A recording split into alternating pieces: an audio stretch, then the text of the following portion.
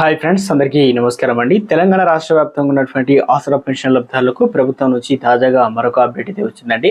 ఆ వివరాలు ఏంటనేది వీడియో రూపంలో తెలుస్తుంది. వీడియోని పూర్తిగా చూడండి, కంప్లీట్ ఇన్ఫర్మేషన్ అయితే అర్థమవుతుంది. మొదటిసారి ఛానల్ ఇస్తే సబ్స్క్రైబ్ చేసుకొని బెల్ బటన్ యాక్టివేట్ చేసుకోండి. ఇటువంటి లేటెస్ట్ అప్డేట్ అందరికంటే ముందుగానే నోటిఫికేషన్ రూపంలో అందించడం జరుగుతుంది. చూస్తున్న ప్రతి ఒక్కరు కూడా లైక్ చేసి మిత్రులందరికీ వీడియోని షేర్ చేయండి. సో ఇదండి మనకు తాజా సమాచారం, నోటిఫికేషన్ వచ్చిందండి. క్లియర్గా చూసి ఎక్స్ప్లెయిన్ అయితే చేస్తానండి. అనర్హులకు ఆసరా ఇక మొత్తానికి ఏదైతే ప్రభుత్వ ఉద్యోగులు వారి కుటుంబ సభ్యులకు అయితే పొందుతున్నారు. ఇందులో 5,650 మంది సొమ్ము అయితే రికవరీకి ప్రభుత్వం చర్యలు తీసుకుందనమాట. ఇందులో ప్రధానంగా ఏదైతే పెన్షన్లకు సంబంధించి కరెక్ట్గా అర్హులకు ఇవ్వాలి, కానీ నిబంధనలకు విరుద్ధంగా అయితే ప్రభుత్వ ఉద్యోగులకు కుటుంబ సభ్యులకు అదేవిధంగా ప్రభుత్వ కుటుంబ పెన్షన్లు పొందుతున్న వారు సైతం ఆసరా పెన్షన్లు ఉన్నారట. సో మొత్తాన్ని కూడా రికవరీ చేయాలని ప్రభుత్వం నిబంధనల మేరకు తెల్ల రేషన్ కార్డు కలిగి ఉండి వితంతువులు, ఒంటరి మహిళలు, బీడీ కార్మికులు, రాళ్లు కొట్టేవారు, చేనేత పనివారు, దివ్యాంగులు, డయాలసిస్, ఫైలేరియా, హెచ్ఐవి రోగులకు ఆసరా పథకం వర్తిస్తుందని దారిద్ర్య రేఖన దిగున ఉండి తెల్ల రేషన్ కార్డు ఉన్నవారు పింఛన్లకైతే అర్హులు. సో వీటి వల్ల కొందరు ప్రభుత్వ ఉద్యోగులు వారి కుటుంబాలు పదవి విరమణ అనంతరం కూడా పింఛన్లతో పాటు పొందుతున్నారట. అవి ప్రభుత్వం నుంచి రికవరీ చేయాలని నోటీసులు కూడా ఇచ్చారు. ప్రభుత్వం నుంచి కీలక ఆదేశాలు వచ్చాయన్నమాట. ఇక అనర్హులో భావిస్తున్న పథకాల లబ్ధి నోటీసులు ఇవ్వడం, నగదు రికవరీ చేసే ప్రక్రియను ఆపాలని అధికారులకు ప్రభుత్వం అయితే ఆదేశించింది. ఈ మేరకు ఉత్తర్వులు అయితే జారీ చేసింది. ఈ అంశంపైన అసెంబ్లీలో సమావేశాల్లో చర్చించాలని నిర్ణయించినట్లు పేర్కొంది. అనర్హులకు పథకాలు అందాయని చెప్పేసి తమ దృష్టికి వచ్చిందని, అర్హులకే స్కీము అందేలా త్వరలోనే స్పష్టమైన మార్గదర్శకాలు విడుదల చేస్తామని తెలిపిందనమాట.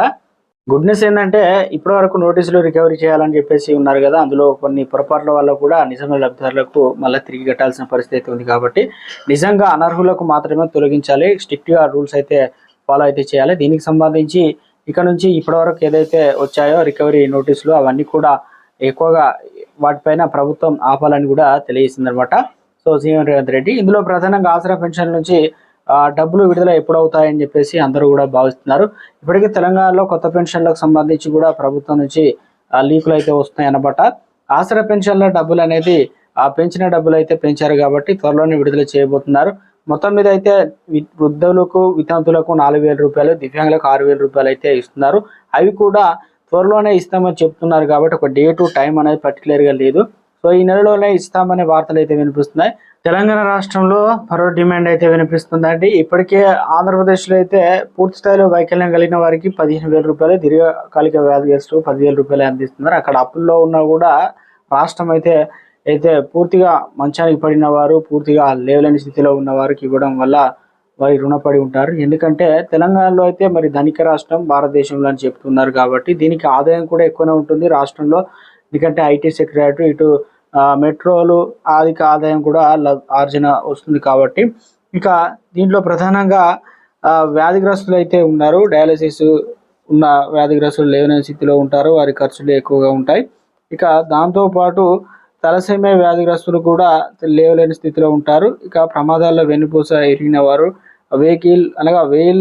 వీల్ చైర్కు సంబంధించి పరిమితమైన వారు కూడా ఉంటారు, మంచానికి పరిమితమైన వారు ఉంటారు. కాబట్టి పెరాలసిస్ వ్యాధిగ్రస్తులు వీళ్ళందరికీ కూడా ఇవ్వాలని డిమాండ్ అయితే తెర మీదకి అయితే వచ్చింది.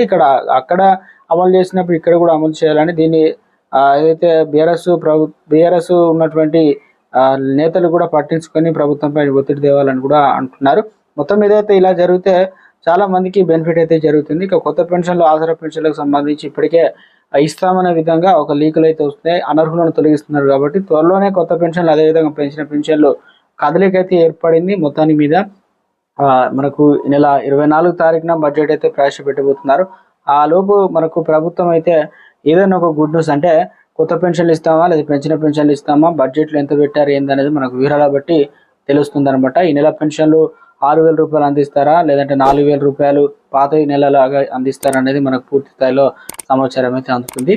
సో ఏ చిన్న అప్డేట్ వచ్చినా ఈ మధ్యలో మీకు లేటెస్ట్ అప్డేట్ వెంటనే తెలియజేస్తానండి. చూస్తున్న ప్రతి ఒక్కరు లైక్ చేసి మిత్రులందరికీ వీడియోని షేర్ చేయండి. Thanks for watching.